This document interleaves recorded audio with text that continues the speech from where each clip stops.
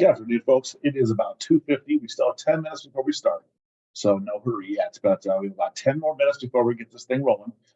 Just wanted to reach out and say hello and welcome everybody. And so glad you took out part of your afternoon, hang out with us, hear about the latest and greatest coming out of the Cannabis Control Division.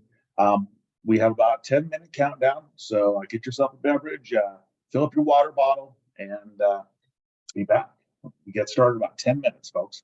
And just so you know, this is recording right now, so we'll have this for future reference.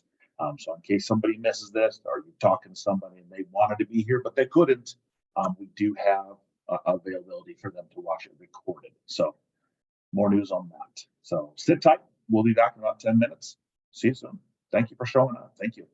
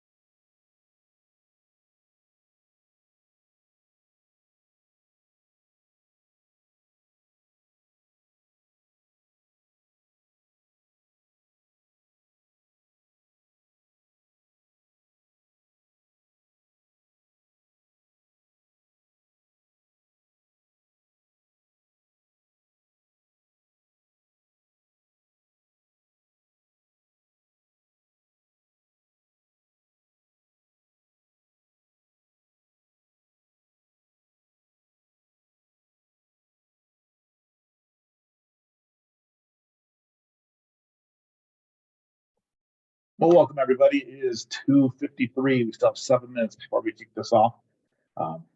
Just saying hello. Welcome everybody. Well, hopefully everybody has a way to get their audio working correctly. And just for any future reference, in case things go wrong, we are recording this. So if you happen to lose service or maybe you get interrupted for any reason, you can reference this later. We will be having this recorded and it will be available to you. So that's coming up. Our presentation today starts at 3, so that is about 7 minutes from now. So I wanted to let you know you're in the right spot. We're just make sure everybody's comfortable technology-wise. Technology can be a little tricky sometimes, and it always seems like when we're under pressure, that's when it starts to go faulty. So I wanted to open this up early enough that everybody have a chance to just kind of get in and get settled, rather than feeling like they flew in here by the seat of their pants, feeling like Kramer blasting into Jerry Seinfeld's apartment. So that's what we didn't want. So that's why I opened it up a little bit early. So I want everybody to be comfortable. Good presentation for you today. We're going to get that kicked off in about 6 minutes now. So sit tight. We'll be with you shortly. You're in the right place. Thank you so much.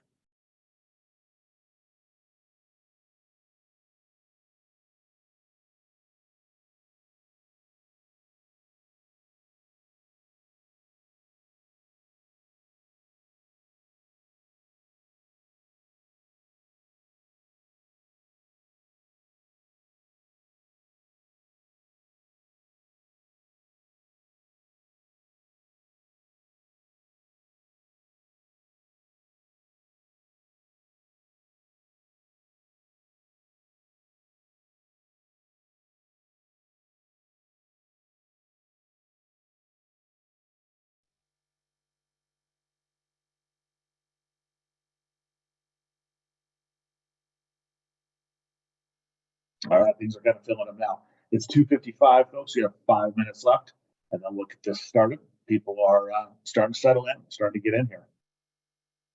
It's really interesting when we started doing these town halls and we started using this technology of Zoom and Teams or whatever your system you're on. A year ago, people were so nervous about it. And like, I'm not really sure how this is going to go.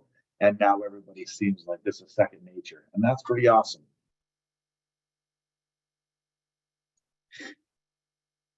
So we're kicking off in about 4 minutes. We appreciate everybody taking time out of the day. We understand how busy it is. And we'll get started about 3 o'clock. And once again, if you get pulled away, we are recording this. So this will be used for future reference. So if you get an interruption, have to sneak away, that's okay. You can catch up with us soon.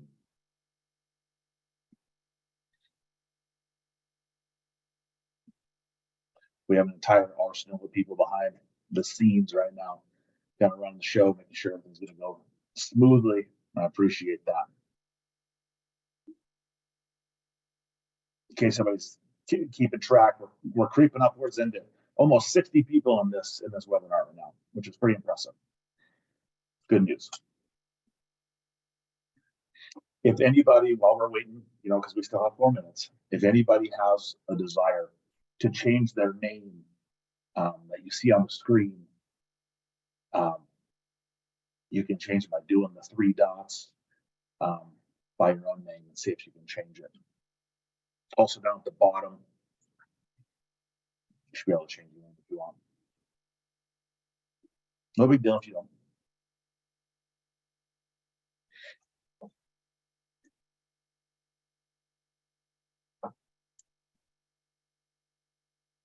A 3-minute warning, folks.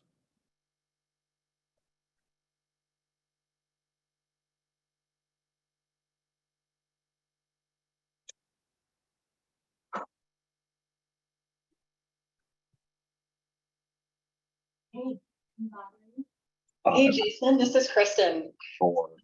I'm wondering if you have the ability to allow me to share my screen so I can start the PowerPoint presentation in a minute.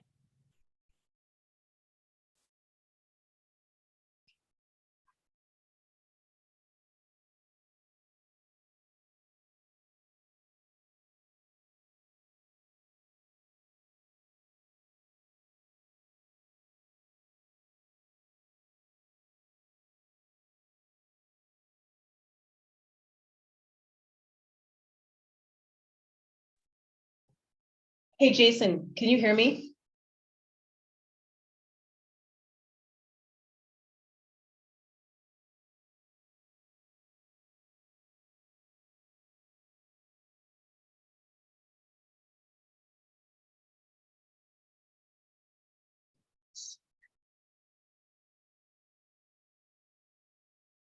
Hey, Jason, can you hear me? Folks, 2-minute warning, 2:58. Jason. Hello? Hello, hello, hello?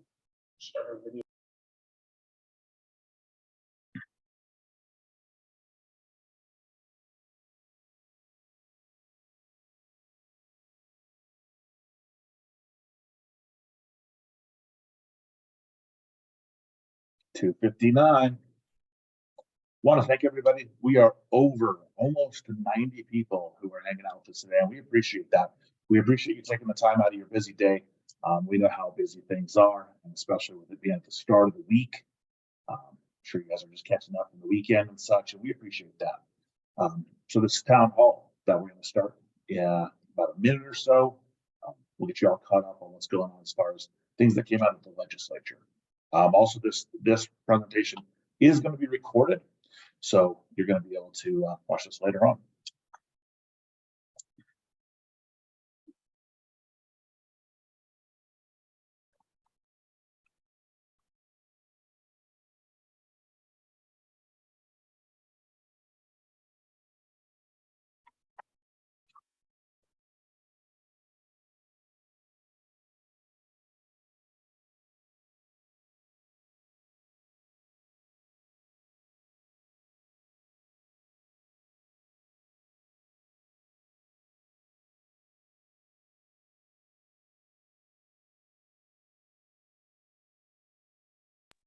Hey everyone, this is Kristen Barber, and I want to let you know it seems like we're having some technical difficulties with trying to show the PowerPoint presentation. So bear with us. We'll give it a couple of minutes to see if we can't reset the system so that you can actually see the slides that we've prepared.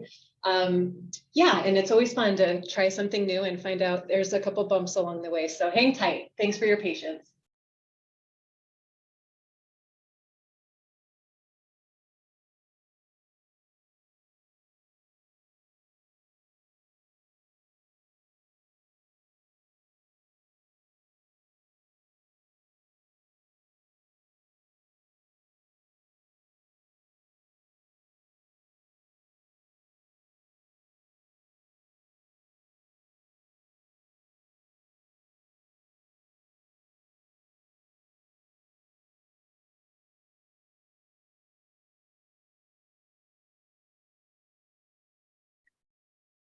All right, it is 3:01. We're allowing a little bit extra time for people to get logged on. We realize that, afternoons are busy, that kind of thing. We are almost at 120 people, which is a great success. But we realize that people, you know how schedules go. So we're going to give them a couple minutes to get on and get comfortable.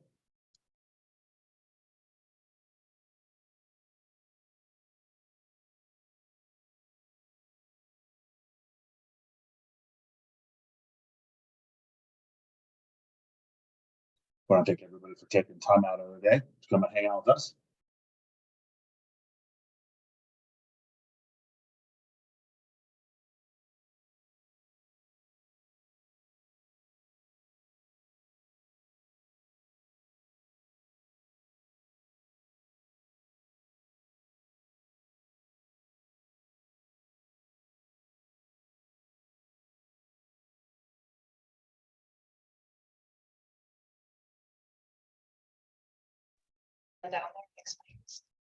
Hey everyone, we're still trying to To figure see out how some this will be technical recorded. So we can issues. watch it for future, or if you have to get pulled away, you can.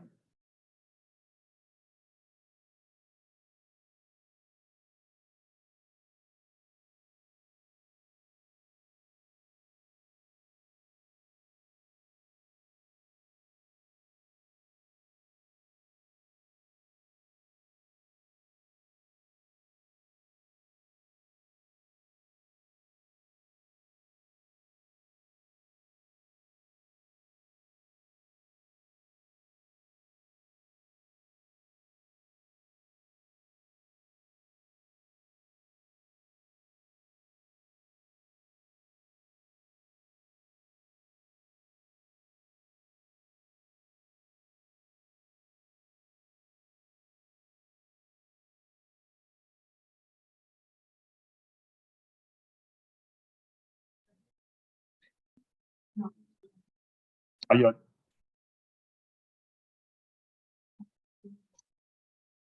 Jason, can you hear us?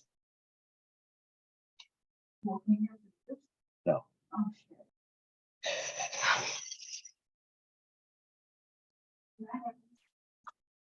Okay.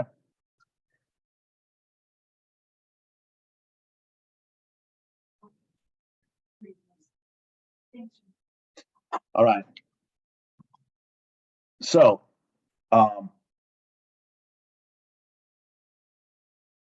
first of all, this is about 3:05, and I just want to welcome everybody. We're pushing upwards around 140 people on this call, which is pretty impressive.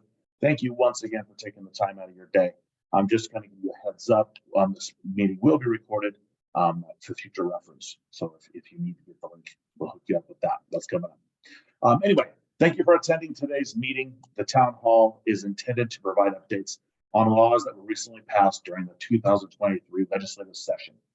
You may submit a question in chat that we will be able and happy to address. We will not be addressing licensee specific issues today's discussion. Feel free to reach out to us directly if you want to visit about your specific situation. We ask that the questions are respectful. We acknowledge that there have been many changes over the last 2 years, and that can be challenging. The CCD is committed to making enhancements and improvements to our IT systems, our rules, our processes, and we appreciate your feedback and your participation, and especially your patience while we're getting all this ironed out. We will follow up after today's meeting with a survey. We intend to have additional town halls throughout the year, and your feedback will assist us on how best to conduct these future meetings. So thank you so much. I am going to pass it over to Kristen Barber, who is our Cannabis Control Division Administrator. So Kristen, go ahead. Hey, good afternoon, everyone. I think what we figured out is that the moderator, Jason Sleed, can't hear us, but we can hear him. So we're going to try to work on that detail. I appreciate all of your patience, and we will just jump into the PowerPoint that we've created for this presentation and then allow for opportunities to answer questions. We received a handful of questions pre-meeting, and then we believe that there'll probably be some questions along the way. Really quickly, I want to introduce some of the other staff that I have in the conference room with me. In front of me, or yeah, on the front of your camera is Travis Pilon. He is our bureau chief over our licensing crew. Next to him is Devin Keller, who is an inspector supervisor. Next to Devin is Kathy Palmer. She is with the Department of Health and Human Services lab program and officially became part of our program as a result of the passage of House Bill 128. And she physically moved into the office yesterday. So Kathy is with us today. And then we have Erin Ducharme, who is our deputy administrator.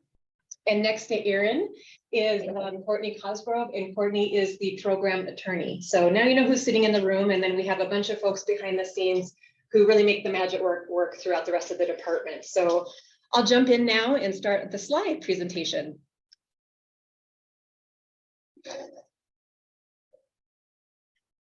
So during the 2023 legislative session, we had 5 bills that passed. And I won't go through each bill and everything that was part of those bills, but we are going to break out what took place during the session in the following slides about implementation and dates and some of the major changes that we want to make you all aware of. At the top of this slide is the actual website link, and I believe it will also show up in the chat. So it makes it easy for you to all access the changes that we have documented on our website. And we do our best to keep our website as up to date as possible. So if you can't find something, definitely call our call center, and our licensing specialist can certainly walk you through the best place to access information. Or you can contact Amanda Dunn or Tanner Van Wyck, and they are also great resources for finding information. Okay, so impacts. A major change is the definition of a former medical marijuana licensee. Previously, under House Bill 701, I think many of you were aware that as of November 3rd, 2020, if you were a medical provider, you were able to roll over into the adult use market as of January 1st of 2022. So that date changed, and that would allow now for, I think, 16 new businesses who were considered non-formers to now become formers. So if those folks have been notified that effective May 22nd, they were able to roll over to the adult use market and are now enjoying some of the benefits of that. So that change has happened. There is currently a moratorium. So there was a moratorium under House Bill 701 that was extended during this last legislative session, and the extension date is to June 30th of 2025. That means the same thing that the former moratorium meant, is that there are no new players who will be able to enter the marijuana cannabis industry in Montana until that date. And then the initial licensure and annual fees for the combined use license was called out and changed in statute. So that is now $7,500. Okay, impacts to inspection. Effective upon passage and approval, I think some of the challenging and exciting things with the current legislation is that many of these bills that were passed became effective upon passage and approval, where we, under House Bill 701, had a little bit of lead time knowing that we had something to work towards. We're finding out that we're implementing some things right away that we had hoped that we'd have a little bit of leeway on. So bear with us as we kind of work out the kinks. But some of the first things I want to draw to your attention to is the department may inspect any business to investigate unlawful activity related to synthetic marijuana products. We'll dive a little bit deeper into that later. If an investigation results in reasonable cause to believe that a violation related to synthetic marijuana products occurred, the investigating agency may issue a cease and desist order. There are multiple agencies who are able to do that, and we will be working through that process as well, kind of calling out who has jurisdiction. Synthetic cannabinoids are prohibited for sale at dispensaries. For synthetic marijuana products violations, an investigating agency may assess a penalty of no more than $1,000 per day. 50% of this penalty must be deposited into the Healing and Ending Education Addictions Recovery and Treatment account, while the remainder may be deposited into the Marijuana State Special Revenue account, which is really just calling out where that information, where that funding goes. So effective January 1st of 2024, the department shall deny a proposed premise if it is in with 500 feet of a child care facility licensed or registered by Department of Health and Human Services. This applies to new license applications only. The next slide is impacts to labs. So effective July 1st, 2023, the state lab duties are now under the Department of Revenue Cannabis Control Division, but the existing rules and employees will just transfer over. And we're currently working on transferring the rules over. That is in play right now. And then, as I said, Kathy and her assistant Ian are now physically on site with us here at the Cannabis Control Division. And we're really excited to have them as part of this one program. Effective October 1st, 2023, the department will establish a new probationary testing laboratory license, and the probationary license may be issued. And I won't read every one of these things because I think this is very specific just to labs, but it just calls out, how someone would be able to apply for a probationary license. And then I think one of the really important items on this slide is the last one, which is testing laboratories are permitted a deviation of 10% above or below the allowed amount for a marijuana product sold as an edible or a food product for no more than 100 milligrams of THC. A single serving of an edible marijuana product may not exceed 10 milligrams of THC. So that was a big change. All right, next slide is so this is where it gets a little bit fun with upon passage and approval. So upon passage and approval, the combined use license have no restrictions on their locations. Previously under House Bill 701, they were required to be within 150 air miles of their home reservation, and that has now changed. So that's exciting. Cultivators can only increase their tier by one tier at a time and only at renewal. That's a big change. And so if any of you have questions about that, certainly reach out to your inspectors or our licensing staff. And dispensary license fees are now $5,000 for the first dispensary location and $5,000 more for each subsequent dispensary. And that was a major change in the final days of the legislative session. Effective October 1st, 2023, complaint copies delivered to the licensee may now be anonymous. That had been a large concern of the public. And I think even some of you who had received some concerns or some complaints were concerned about someone having the ability to be anonymous. And so that is now going to be allowed. License suspension time periods are increased from the previous guideline of up to 3 months to up to 12 months. This was really just code cleanup. There was some conflicting language in the previous code, and this makes it a little bit cleaner for all of us. And workers will no longer be required to have background checks conducted by DOR. A person designated as responsible for operating the license now has to have a background check. So folks who might be your on-site managers who really are dealing with the operations of the day-to-day activities will now be subjected to a background check. All right, impacts of the public and legislature. So effective upon passage and approval, the department will establish a synthetic marijuana products advisory council. This advisory committee will compile their findings to make recommendations in a report to the Economic Affairs Interim Committee. And I know we have some questions on a lot of the things we've covered in the slides, and I think just to keep this flowing in the most natural state, we will then go to the questions because they'll hit on some of the things that we're addressing on a high level in the slides. The department will provide the department will provide public information regarding complaints about violations, including information regarding types of businesses or products being reported and any disciplinary action that is taken. The next bullet point is the department's reports to the legislature regarding synthetic marijuana violations must include the number of investigations and complaints referred to law enforcement by the department and the disposition of such complaints. And the department has to provide to the Board of Medical Examiners the name of any physician who provides a written certification for 39 or more medical card patients within any given calendar year. So then effective October 1st of 2023, a list of the names of controlling beneficial owners for each licensee will now be made available on the department's website.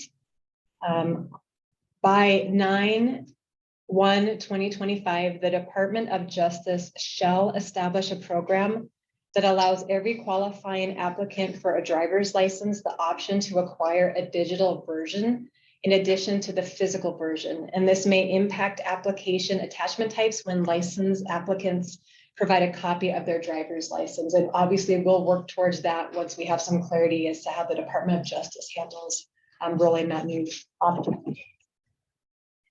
And then finally, on this slide are the changes to concentrates. We will cover more of this in the Q&A because we have a lot of questions on it, but we thought we'd do a slide. So the definition of a marijuana product means a product that contains marijuana is intended for use by consumer. The term includes, but is not limited to, edible products, ointments, tinctures, marijuana derivatives, and marijuana concentrates, including concentrates intended for use by smoking or vaping. The new definition impacts existing code. So in 1612-224 sub 8B, except as provided in subsection 8C for purposes of this chapter, a single package is limited to, for any other marijuana product, no more than 800 milligrams of THC. So what does this mean? A 1 gram cartridge can only contain 80% THC. And because of this, if your 1 gram cartridge contains over 80% THC, you won't be able to sell this product to an adult use consumer. It will be medical only. But one of the things we want to be very clear in this town hall, and that we will go into further, is that we are going to allow for a grace period.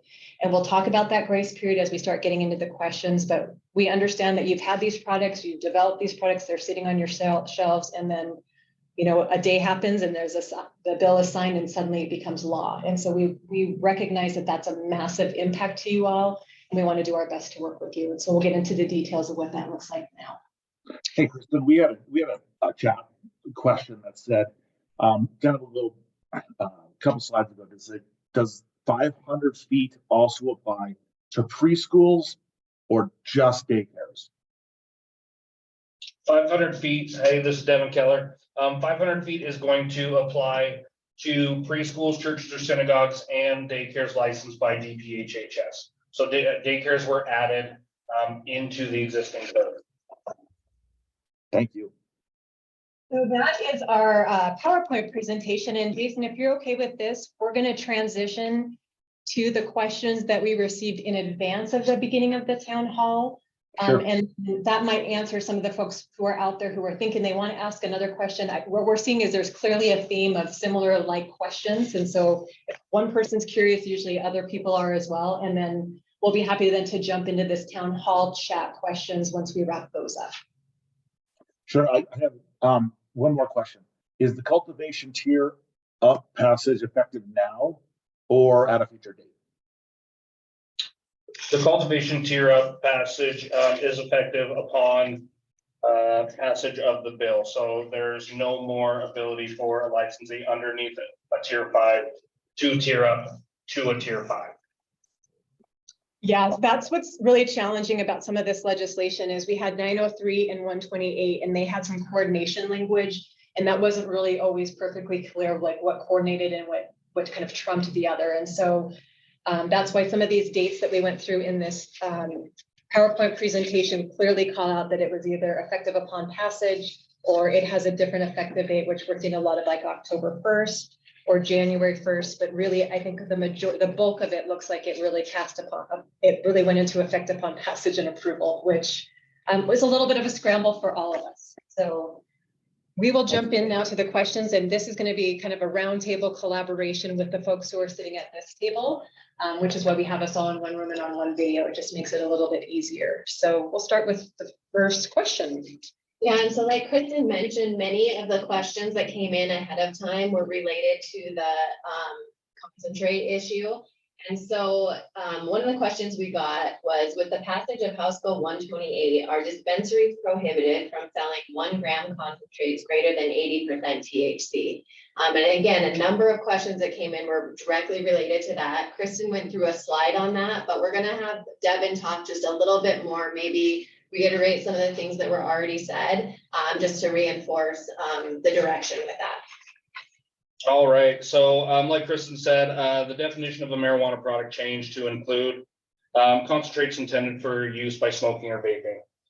That impacted the current code, impacted 1612-224, 8B VII, where it's talking about packaging limits for packages sold to adult use consumers. This one says for any other marijuana product, no more than 800 milligrams of THC. As you all are aware, 1 gram is equivalent to 1,000 milligrams. If your vape cartridge is over 80% THC, that would be equivalent to more than 800 milligrams of THC. So that's the big impact for this. This is going to impact concentrates, vape cartridges that have over 80% Delta 9 THC. For those products, like Kristen said, we are going to be allowing for a grace period. So the grace period that we are allowing for is if your product was made prior to the passage of the law, which was 5/22/23, and you have 1 gram concentrates for recreational use, you will be allowed to sell those up until December 31st, 2023. At which point all those products need to be relabeled as for medical use only. Hey, awesome. Thank you so much. I do have a couple questions that we should raise up live. Does the moratorium allow existing licensees, such as cultivator license, to obtain a manufacturing license? Or is this still blocked? So yes, if you're a current licensee and you have multiple license types, you can continue to operate and you can continue to expand your operations. I'm looking around the room just to make sure there's no caveats, because sometimes we say yes to one thing and then there's maybe a caveat that's no. There is a caveat, Okay. right? So you have to be a former medical marijuana licensee to apply for an additional manufacturing license. So that's the one distinction. If you're a former, you have a cultivation and a dispensary, the moratorium doesn't prevent you from getting additional locations, but it would prevent you from getting a manufacturing license if you didn't formerly have one. Awesome, thank you. Can there be a grace period for that tier up to 5? I think we'll just clearly say no, that that ship has sailed when that piece of legislation became law. Thank you. Is THC being interpreted as THCA as well? Because these are different things.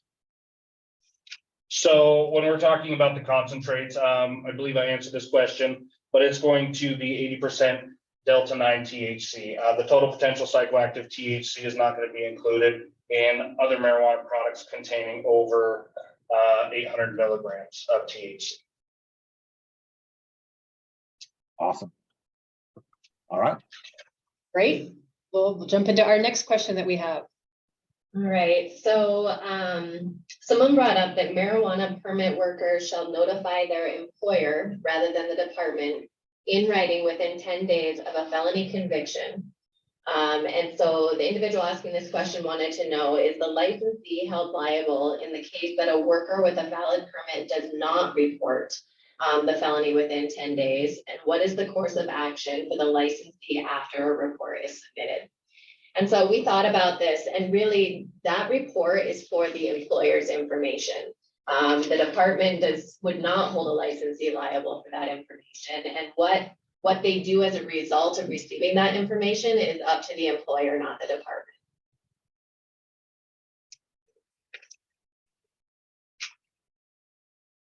Okay, so another question is, minors will use only marijuana products intended for use by means other than smoking and will not smoke marijuana.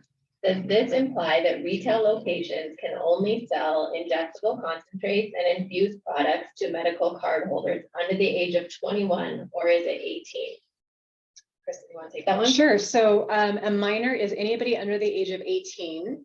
And our advice and guidance would be that we will certainly be updating our rules. However, this piece of law has been in effect since 2017. So this isn't actually a new code, but we are happy to clarify it. So we would highly recommend that you not sell vapes to someone under the age of 18 who is a minor cardholder. We recognize that someone may purchase flour and be able to convert that into an edible product in their home.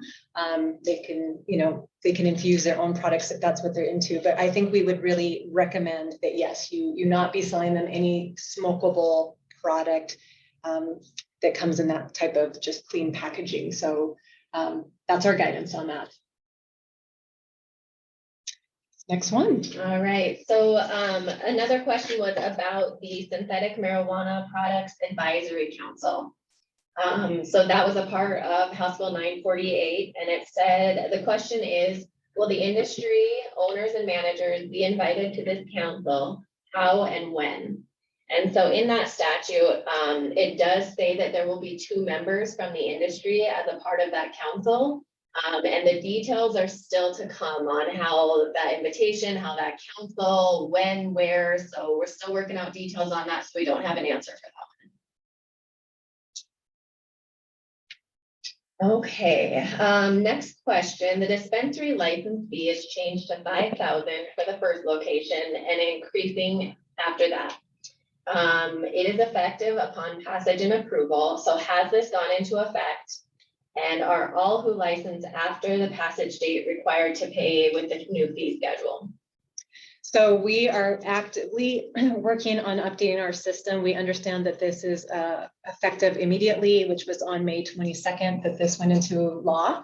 However, what we also have to acknowledge is that just because something goes into law doesn't mean that all of the infrastructure behind the program is ready to roll. So we are actively trying to update our TAP application to have the correct fee structure so that if you're in this situation, when you go in and you reapply, the fees will be appropriate. Many of you who have reapplied for your annual renewal know that you have a 20% processing fee. Right now, that fee is not calculating at the new dispensary fees. So right now, we're just status quo as the system is being updated, and we are actively pushing forward to get that system ready to roll. And that will be in a very short amount of time, but because I don't have a specific date, I'm not the IT developer.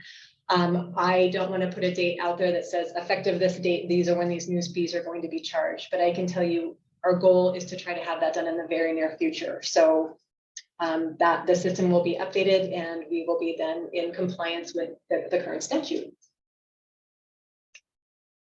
All right, so this one is related to testing labs are permitted a deviation of 10% above or below the allowed amount for marijuana products sold as an edible or a food product for no more than 100 milligrams of THC. A single serving of an edible marijuana product may not exceed 10 milligrams of THC. So the question is, what about the infused non-ingestible tinctures, capsules? So Kathy, I'll let you take that one. Sure. Hi, everyone. So as you can see in the language that is in statute here, it says marijuana products sold as an edible or a food product, which indicates that the product has to be administered through ingestion. And so in this question, infused non-ingestibles and suppositories are not ingestibles. And so the 10% variance would not apply to these. However, tinctures and capsules would be granted a 10% variance.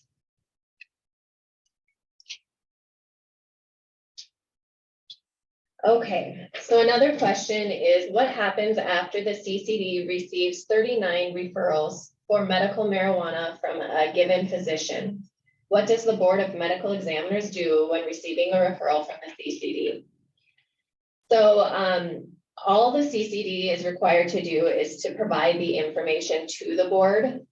I would assume that at that point, the board would determine if an investigation is warranted, but as far as the CCD goes, it is making that referral to the Board of Medical Examiners. We have a question. If you submitted a tier increase in your annual renewal application before the bill was passed, will a license be granted a tier increase?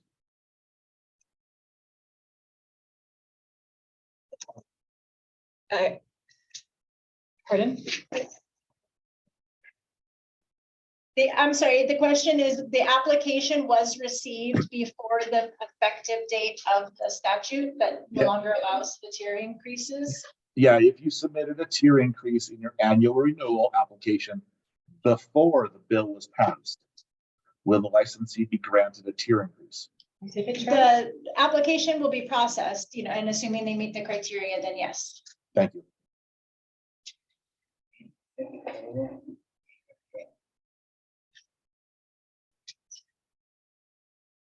Okay, we have a couple more questions in front of us, so we'll do that really Sure. quick. Okay. Let's see, so there was one regarding the worker permit requirement of having a background check. So it says marijuana business employees must not undergo a criminal background check prior to beginning employment. Does this mean that the worker permit applications submitted after 10/1/23 do not require fingerprints and background check consent, nor do new worker permit applications? Travis, do you want to take that one? Yeah, thanks. Good afternoon, everyone. Travis Pilon. After 10/1, it will not be required for new worker permit applications and renewals to go through the background check and fingerprint process. So should make that easier for people trying to get their worker permit.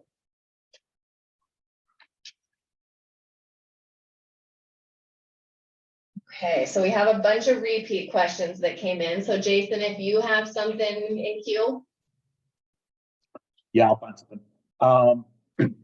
It seems the new concentrate limit only applies to Delta 9 THC.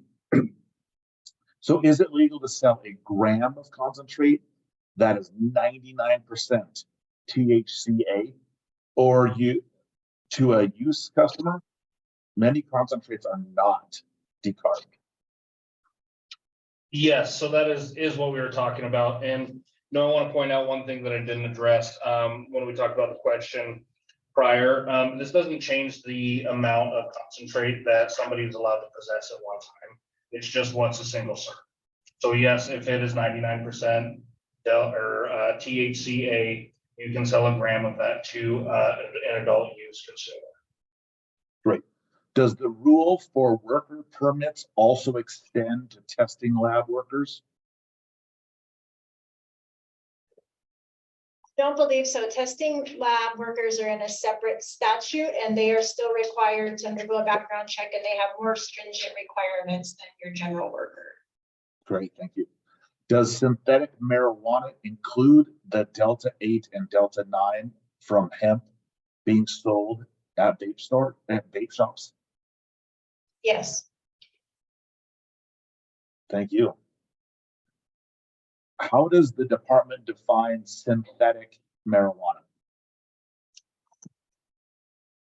I do, yeah, so synthetic, I'll just find it here and I can read it.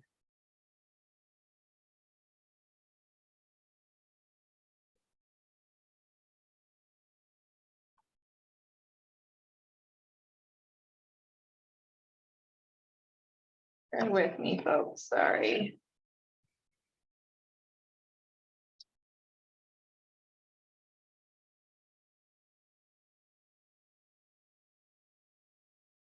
Okay, so it's kind of two definitions that work together. A synthetic marijuana product means marijuana or marijuana product that contains synthetic cannabinoids. And then further on, synthetic cannabinoids is also defined to mean anything that's been defined in the Montana Controlled Substances Act and was produced artificially, whether from chemical synthesis or biosynthesis using recombinant biological agents, including but not limited to yeast and algae. So a synthetic cannabinoid is anything that's made synthetically in a laboratory or from a genetically modified yeast or algae. Awesome, thank you. Is there consolidation happening throughout? I think I just lost that question. I think refreshed and maybe it got answered privately. Can a dispensary sell half-gram cartridges and concentrates over 80% THC to recreational consumers? Yes, they can sell half-gram cartridges with over 80% THC, because half-gram cartridge is only 500 milligrams. So it wouldn't meet the threshold of being over 800 milligrams. Awesome, thank you. If a dispensary buys wholesale, what should they look for to make sure there is not synthetic marijuana? And then we already talked about what is synthetic marijuana. That's an excellent question. So some tall tale signs will be anything that includes Delta 8 or Delta 10 THC, and there's a list of other cannabinoids that also fall into that automatically synthetic cannabinoid category. And I would highly encourage anyone that if you have questions about that to reach out to the department, and we'll be more than happy to help you navigate that. And just kind of as a follow-up on that, we are diligently working on rolling out that portion of our program. We're working on a one-pager. We're working on some communication on education that we can push to the industry and also to the public, because we know this is a big change, and a lot of these products are kind of intermingled, or sometimes people don't know what they're getting a hold of. And so we're going to do our best to provide really clear guidance, and we hope to have that done by the middle of June. So stay tuned. We will be pushing that, but we are actively working on it. When will the administrative rule process for the new lab regulations in DOR begin? So I'll jump in, and then this might be a couple multi sources in this room communication. So the Department of Revenue has a pretty robust rulemaking process ahead of us. The Cannabis Control Division is just one part of the department, but there was some huge legislation that impacted us as a whole. And I'll just be very frank, is that we have 2 FTE that write rules and push that process forward. So not to say that there's a bottleneck, but there is some prioritization of certain things that have to happen first. So I would say, narrowing that down now to the Cannabis Control Division, we think it's really important that we regroup on the lab testing rules. We're all, I think, aware that those rules were floated initially by Department of Health and Human Services. There was a public hearing, and then the interim committee challenged those rules, and so they were just put on hold by DPHHS. And our goal was to get Kathy and Ian over to the Department of Revenue, and then we're going to start working on those. And so I think what we're really interested in from many of you who are participating in this call today is, we're going to send out a survey to see if this format is useful. I know it can be challenging that we're talking and you're only having the ability to type, but we needed to have some kind of control so that we didn't just have everyone trying to talk at the same time.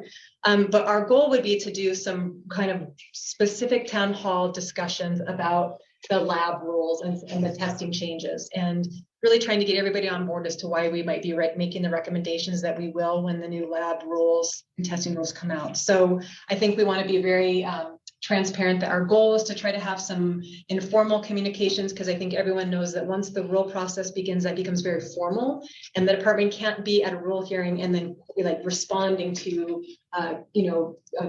comments from the public. So we think we'd rather have those comments up front, have some collaboration and an opportunity for us to hear from the industry and the public, and then we will go into the actual rulemaking process. So I can't give you a specific date because of some of the things I've already addressed about the department's other priorities, but I will tell you it's our #1 priority in the Cannabis Control Division. Anyone? Yeah, I will just add that we have already started the process of transferring the existing DPHHS rules over to the Department of Revenue. That should be effective July 1. So you might see a rule notice, but that again is just the transfer. And then, as Kristen said, we'll prioritize those actual rulemaking efforts. And I think that, no joking aside, looking around this room, I think we've flagged how many sets of rules, Courtney, for the this coming year. Yeah, there are 120 potential rules or rule changes, and some of those you'll be happy to see. There's some red tape reduction, some easing back on some of the inspection requirements minimally, but yeah, about 120. Yeah, so just a small little set of work that we've got going. Yeah, just crank it out in that. Okay, so thank you for the data that you have been sharing. Do you plan on watching production, canopy, and sales to balance the market for the future? If I understand the question correctly, yes, there's another amendment to House Bill 128 requires the department to track that information and report it to the Economic Affairs and Income Committee in terms of total canopy available and being utilized. So yes, there are things in place for the state to monitor that. Awesome, thank you. Is synthetic marijuana banned only in dispensaries? No, that synthetic marijuana is banned entirely in the state of Montana. So you can't sell it anywhere, and you actually you shouldn't be able to buy it online. Now, we recognize there's probably some loopholes right now because there's areas that aren't aware that this piece of legislation passed, which is why we are actively working to get that program up and running. We'll be hiring staff and we'll be working with that advisory council. But just so you know, I mean, most of these products are not sold at dispensaries. The majority of them are sold at other locations such as gas stations and other shops. And so we now have the authority, which we did not before, to go in to an unlicensed business from the CCD's perspective and still put a cease and desist order onto those businesses who are continuing to push these products. So they are not allowed to be sold anywhere in Montana. Hey, Jason, can I jump in with a couple more that we Please. have? Yes, Okay. please. Okay, so one of the questions we got is, are there any plans to streamline packaging and labeling approvals for third parties that sell an already approved product? And what I would say to that is that we have plans to evaluate this in the future. We know that that's a pain point and it's been brought up to us before. Obviously, our priority right now is to implement the most recent legislative changes. But know that that is on our radar and we have plans to look into that for sure. We also got a question about the distance between daycare licenses, and the question was, are daycare licenses denied when attempting to open within 500 feet of a marijuana business? So Travis, do you want to take that one? Yeah, sure. So daycare licenses would be licensed by Department of Public Health and Human Services, and therefore that would be their decision and not Department of Revenues. Good. So just one more and then I'll toss it back to you, Jason. So we got one about, can we address the 5-pound lot harvest for testing? Montana companies are going out of business and this could alleviate some high costs being put onto producers. So we just want to put this out there. We know that this isn't a part of legislative changes at this point, but it's another item that we're not going to address at this time. We recognize it's an issue and it could be brought forward for future rulemaking. So thanks, Jason. Yeah, you bet. Hey, this one keeps coming up a little bit, so we're just going to clarify again. Can you please clarify the limits on Delta 9 THC versus THCA versus total THC? Is the 800 milligrams, 80% THC, limit for total THC or specifically just for Delta 9 THC? Why isn't this outlined and clarified in the rules if it is specifically Delta 9 THC that cannot exceed 800 milligrams?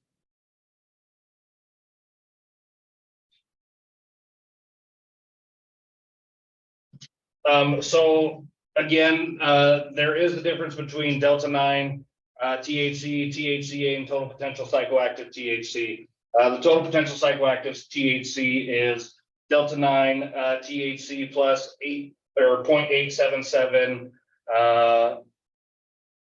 times Delta 8 or THCA.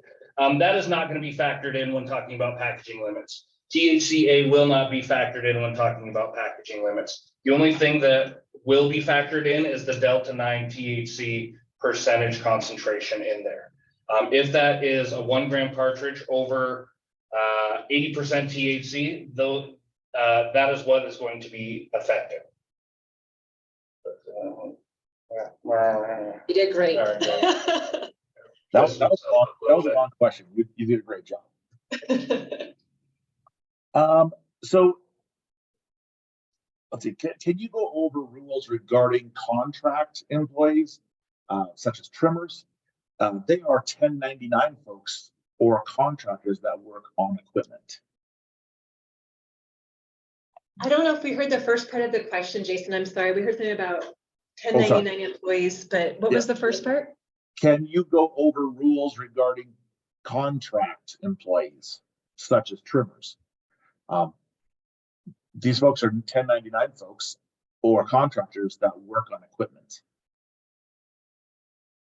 So I think one of the questions we have is, I think we would need to hear from, maybe after this town hall, from like that individual specifically, because an employee is an employee. I don't want to dive into their business model, but I would say I'm not sure that they're contracted, that they're like a 1099 only employee. I think that's what we need to hear, kind of their business model, because most trimmers, most folks who work in this industry are employees and are treated as such for tax purposes. Thank you. If a dispensary sells Delta 8 THC, what happens as a consequence or course of action? So a dispensary could essentially have the same thing that happens to any other business. It would be marked as a violation, first and foremost, from CCD. Additionally, they could be served a cease and desist and be fined $1,000 per day that they continue to sell those products. And I think I would just be very direct and say we would highly advise that licensed dispensaries do not sell synthetic marijuana products going forward. And if you have questions about what you're selling in your dispensary, you're not really sure, there's some confusion that you might have bought something from wholesale, please reach out to us right away. We'd rather keep you in compliance than have you in a position where you're paying $1,000 a day and you're on a cease and desist. That's not good for any of us. And so our goal is to try to help you be successful. And to the extent there might be any questions about whether there'll be a grace period for these products, like there are for the vapes and concentrates, it's a hard no. All right. Does the 10% variance mean if an edible piece comes in at 10.2 milligrams, that we can package 10 pieces per package for 102 milligrams per package? Or is the variance strictly for labs and allows them to give us 10 milligrams on a 10.2 milligram piece? The plus or minus 10% variance is based with a target value of 10 milligrams or 100 milligrams per package, which means that you have a 9 milligram to 11 milligram range to work within. If you get test results that fall within that range, you are okay. And the same can be applied to the package limit as well. So that would be 90 to 110 milligrams per package. Awesome. Thank you so much. How is Delta 8 considered synthetic? Delta 8 is considered synthetic because it's made in a laboratory. You take a CBD isolate and you mix it with a bunch of hazardous chemicals in an unregulated laboratory setting, and you can create almost any synthetic cannabinoid that you would like. Delta 8 is very popular right now. And so that's what makes it synthetic. It is made in a laboratory. It is not concentrated from plant biomass. Thank you. When can we expect disciplinary action to be taken against some of these synthetic medical marijuana sellers? So we're just now starting to work with some of our partners who are also called out in the statute who have the ability to do this, such as the Department of Justice, local law enforcement, and some other state agencies. And I would tell you that we have some active investigations going on right now, so right today. But we also are aware that we don't have funding for this position because we have to hire a brand new position within the Cannabis Control Division. And that is effective July 1st. So we're actively working to hire a separate inspector who will be going out into the field to address these issues in coordination with other agencies. But I would tell you right now it's happening. Can you clarify the grace periods for dispensaries to be able to sell concentrates and cartridges that are over 80% total THC for adult use recreational customers? If a licensee created a package prior to the passage of the law, that date is gonna be May 22nd, 2023. If a package was created of vape cartridges, 1 gram vape cartridges over 80% THC prior to that date, they will have until December 31st, 2023 to continue to sell those to adult use consumers. If it was created after that date, they need to be medical only. All right. And I guess, Jason, as just to kind of follow up on what Devin said, I mean, if we're hearing from the industry that there are some of you who have large backstocks of this product, and that's why we are allowing for a grace period. We understand that when a law changes, it can have real life business impacts that sometimes are contemplated during the legislative session. And so we want to honor that. But we also are trying to send a clear message, like, don't go out and continue to make these products. If you don't have a backstock or this isn't an issue you're dealing with, then just proceed with life as it is with that bill now being in law. So I think what we're just trying to say is we're working with you, but don't continue to manufacture these products and create them if there's no need, right? I mean, just get through your backstock, but don't create anything new.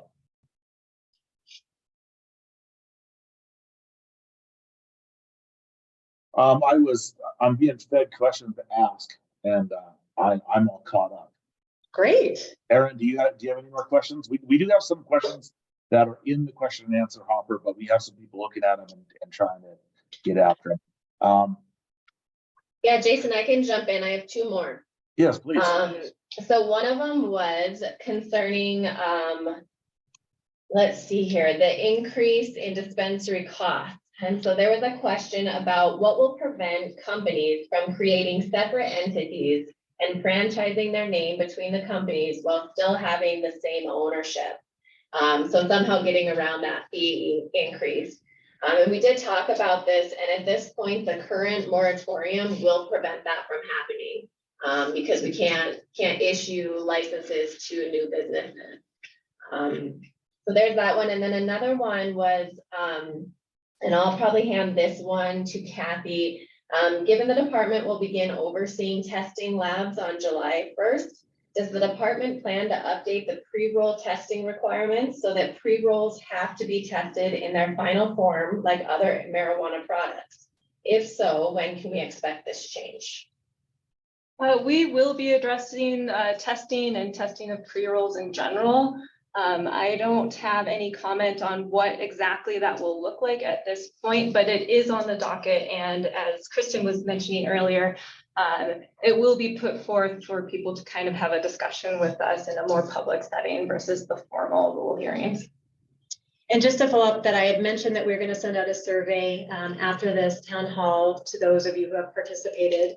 And we would like your feedback. You know, does this format work? If there was good things about it, let us know. If there were things that you felt like it was really clunky, obviously the beginning was a little bit painful. We were figuring out our technology challenges. But if there's a different format that you think would be more valuable for having these lab discussions and testing discussions, please, share your thoughts. We want to do the best that we can to be collaborative and have this be a meaningful exchange of information. And we recognize that when we can talk and you can only type, that's probably not the best format, but you can come up with some recommendations that we would be happy to consider. And we'll give them all a try. We'll see which one lands and is the best for this process. Thank you. Do we somehow have to prove all of the CBN, CBG, and CBD we sell is naturally derived? And if so, how do we do that? Yeah, we're kind of looking around at each other because, yeah, I'm gonna look at, do you want to respond to that? Yeah, so you will have to verify that your products you're selling are not synthetically derived. And so that would be due diligence on your part. And again, if you have any questions or concerns or help in navigating how to do that, feel free to reach out to the department and we'll help as best as we can. Thank you. Can you clarify whether there is a difference between greenhouses and indoor cultivation? I believe 701 addressed that, and greenhouses are considered indoor cultivation with the exception that hoop houses will be going away after October 1st, 2023. Those will be considered outdoor at that point. Awesome.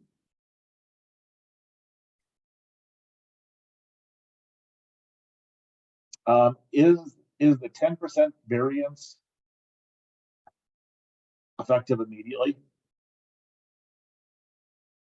We're looking, as you guys are probably learning, is that we're learning about this new legislation just like everyone else is. And even though we were part of, the process, the effective dates are really fun to manage this time around.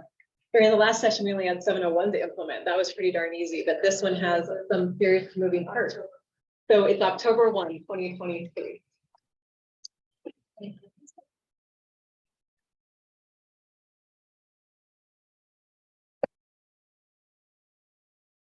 Now, just to let everybody know that any questions, we do have an open format for questions, but we are kind of looking for any questions that have to be in response to the legislative session and some of the things that move through the legislature this time.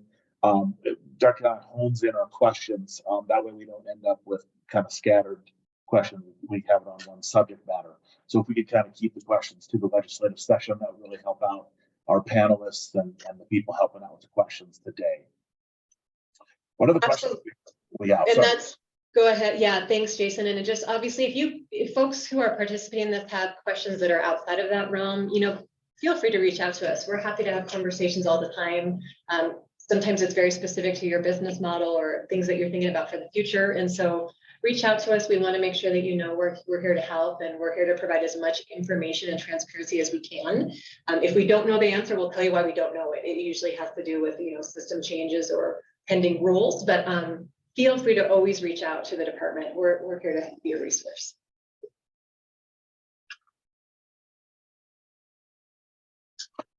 I have another question that says, can you confirm, is 80% total THC or Delta 9 THC?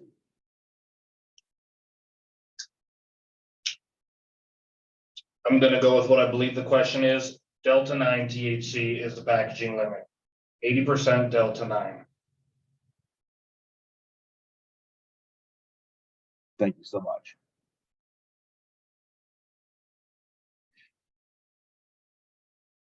All right. We're sitting about 3:58, and I'm all caught up on the messages that I was supposed to elevate to the live scenario here. Just to give us a last couple minutes, in case anybody has to elevate a question. We will be recording this. We'll disseminate this link. We'll watch it later. You will see a survey coming out very soon. Anything else? Nothing from our side of it. I'm looking around the room to see if there's anything anyone wants to add before we sign off. All right. Okay, folks. Cannabis Control Division, thank you so much. This has been a really big team effort, and it just shows how much of attention and goodwill you have towards this program, and you realize that it's quite a group effort right now, and we appreciate the time you've taken out of your day. And then for everybody who's sat through this presentation, we really appreciate you taking your afternoon. You could be doing other things, but you decided to spend it with the Department of Revenue. We sure appreciate that, and we appreciate this format.